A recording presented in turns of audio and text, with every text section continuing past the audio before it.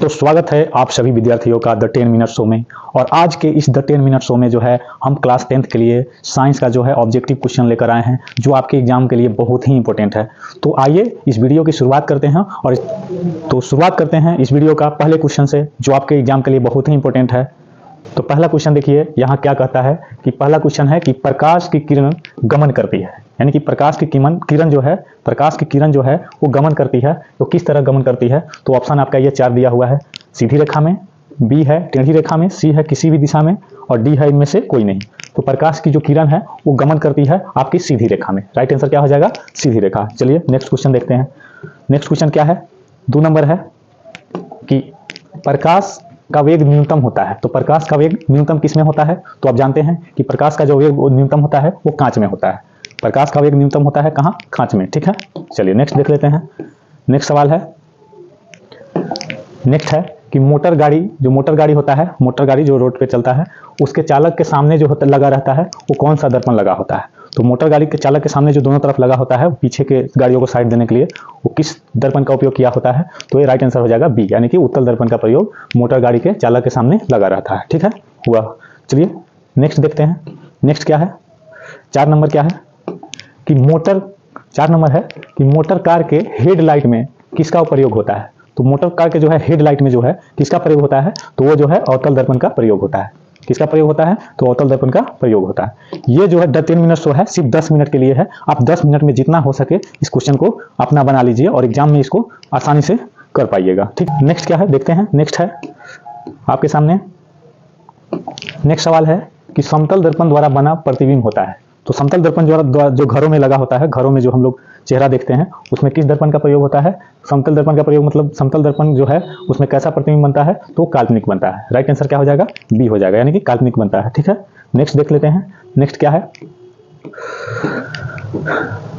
Next है कि lens, next क्या है सवाल कि लेंस की क्षमता का एसआई मात्रक होता है। तो लेंस की क्षमता का एसआई मात्रक क्या होता है? तो वो होता है डायप्टर। लेंस की क्षमता का जो है एसआई मात्रक क्या होता है? तो वो डायप्टर होता है। ठीक है, राइट आंसर क्या हो जाएगा? ये हो जाएगा। ठीक है, चलिए नेक्स्ट सवाल को देखते हैं। नेक्स्ट सवाल क्या है कि प्रकाश, नेक्स्ट सवाल है कि प्रकाश की किरणों का पथ जो है उसको दर्शाने वाले चित्रों को कहा जाता है। तो प्रकाश की किरणों के जो पथ को जो दर्शाता है उसको क्या कहते हैं हम लोग? तो वो होता है किरण आरेख। क्या हो जाएगा आंसर? किरण आरेख। प्रकाश की किरणों के पथ को दर्शाने वाले को किरण आरेख कहा जाता है। ठीक है, चलिए नेक्स्ट देख लेते हैं। नेक्स्ट क्या है? ये रहा आपके सामने नेक्स्ट सवाल।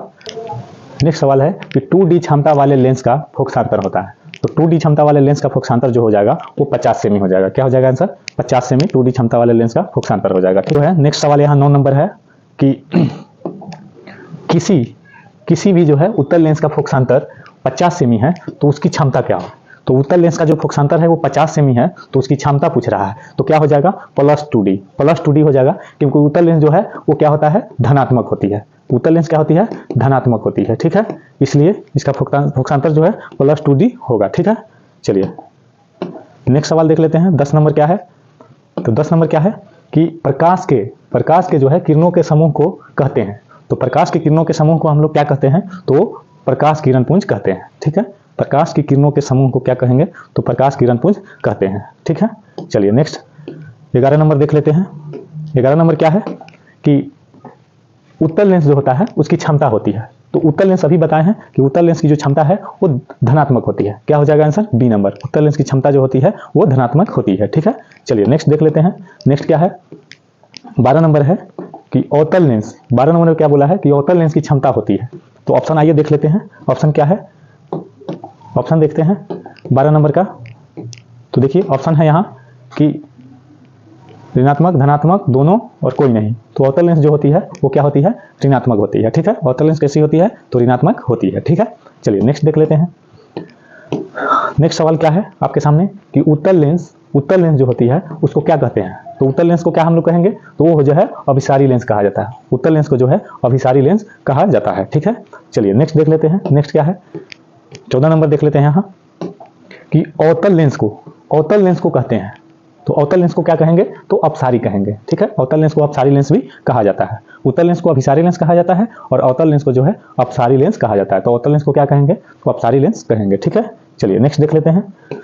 अगला सवाल है 15 नंबर कि निम्न में 15 नंबर क्या है कि निम्न में से कौन सा पदार्थ लेंस बनाने के लिए प्रयुक्त नहीं किया जा सकता है। किसका उपयोग जो है लेंस बनाने के लिए प्रयोग नहीं किया जा सकता है, तो हमारा क्या हो जाएगा, यहाँ मिट्टी हो जाएगा। क्या आंसर हो जाएगा, डी, यानी कि मिट्टी का प्रयोग लेंस बनाने के लिए नहीं होता है। ठीक है, चलिए आगे बढ़ते हैं, आगे देखते हैं 16 नंबर सवाल क्या है। 16 नंबर है कि किस दर्पण से जो है हमेशा वस्तु से छोटा प्रतिबिंब प्राप्त होता है। किस दर्पण से वस्तु से छोटा प्रतिबिंब प्राप्त होगा, तो छोटा जो है आपको पता होगा कि छोटा जो है वो उत्तल दर्पण से वस्तु का प्रतिबिंब बनता है। ठीक है, छोटा प्रतिबिंब किससे बनता है, तो उत्तल दर्पण से बनता है। ठीक है, चलिए नेक्स्ट देख लेते हैं। 17 नंबर है। 17 नंबर देखिए क्या पूछता है। 17 नंबर पर कह बोल रहा है कि किस दर्पण से वस्तु का बड़ा प्रतिबिंब बनता है। तो बड़ा का बात किया है, तो बड़ा जो है वो हमारे अवतल दर्पण से बनते हैं। ठीक है, छोटा कहेगा उत्तल दर्पण और बड़ा कहेगा अवतल दर्पण। ठीक है, चलिए नेक्स्ट 18 नंबर सवाल है कि प्रकाश जो है, प्रकाश के परावर्तन के कितने नियम हैं। तो 18 नंबर का आंसर आपको पता है तो कमेंट में जवाब जरूर दीजिए। प्रकाश के परावर्तन के नियम कितने होते हैं, तो आपको पता है कि प्रकाश के परावर्तन हो या अपवर्तन हो, इसके 2 नियम होते हैं। कितने नियम होते हैं, तो 2 नियम होते हैं। ठीक है, चलिए नेक्स्ट देख लेते हैं। 19 नंबर क्या है, देखिए यहाँ कि जब प्रकाश की किरण हवा से कांच में प्रवेश करती है तो मुड़ जाती है। किधर मुड़ जाती है, तो प्रकाश की किरण जो है हवा से कांच में प्रवेश करती है तो किधर मुड़ती है, तो अभिलंब के निकट मुड़ जाती है। किधर मुड़ जाती है, तो अभिलंब के निकट मुड़ जाती है। तो राइट आंसर क्या हो जाएगा, बी। ठीक है, चलिए नेक्स्ट देख लेते हैं। 20वां नंबर क्या है।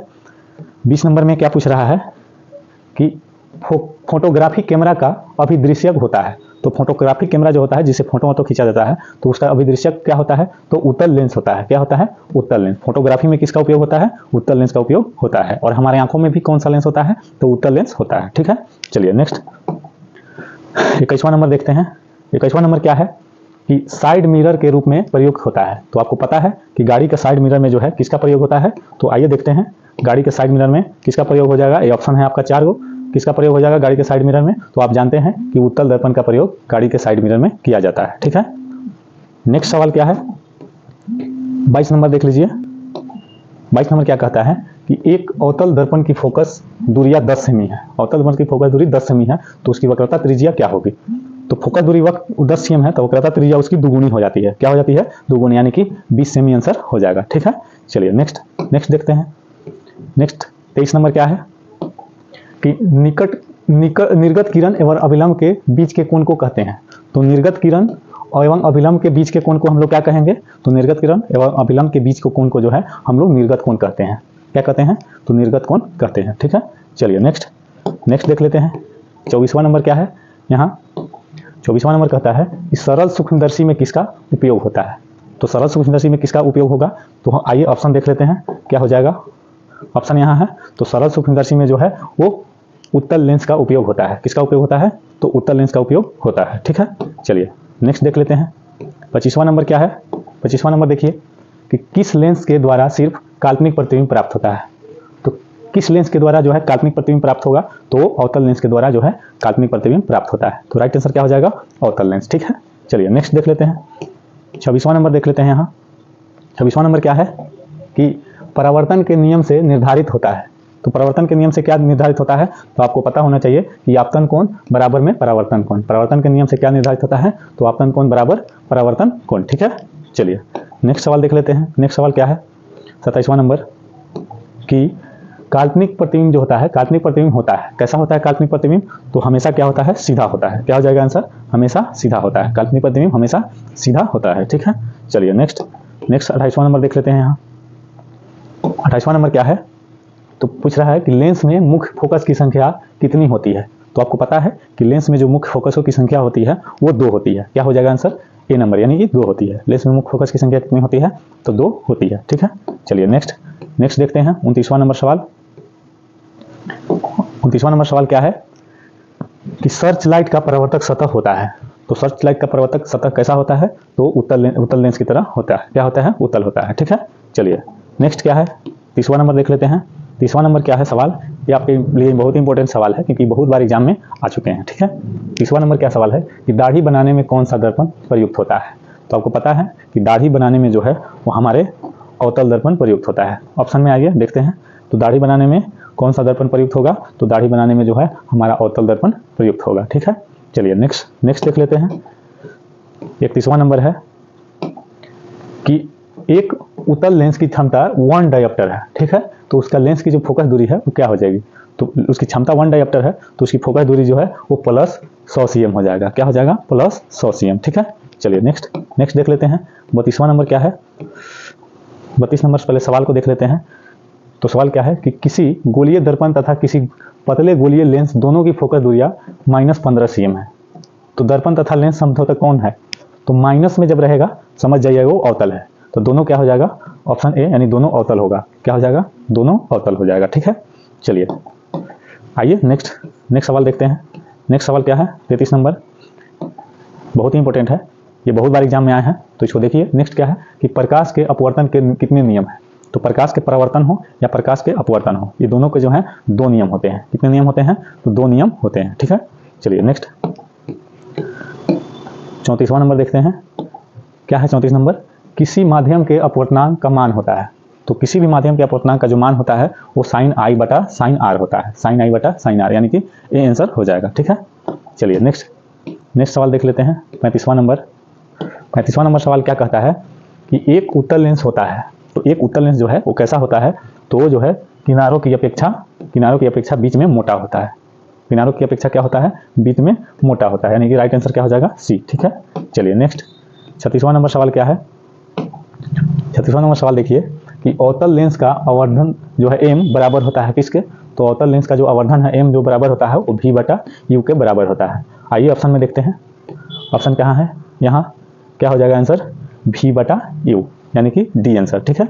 चलिए नेक्स्ट देख लेते हैं।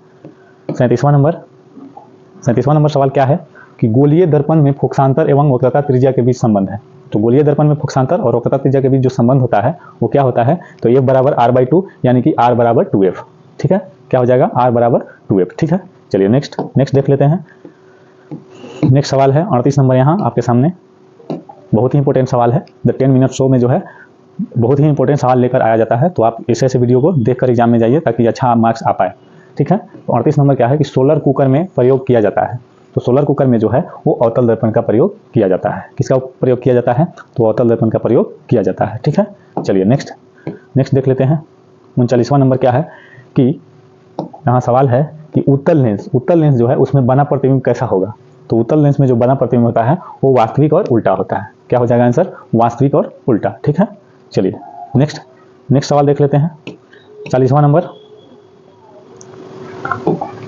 सवाल क्या है कि उत्तल लेंस में जब बिंब f और 2f के बीच रखा जाता है तब बना प्रतिबिंब कैसा होगा, तो उत्तल लेंस में जो बिंब f और 2f के बीच होगा तो उसमें प्रतिबिंब जो बनेगा वो बड़ा और वास्तविक बनेगा, क्या बनेगा, बड़ा और वास्तविक। तो आज के द 10 मिनट शो में बस इतना ही, फिर मिलते हैं अगले द 10 मिनट शो के वीडियो में, तब तक के लिए आप सभी को बहुत बहुत धन्यवाद, जय हिंद।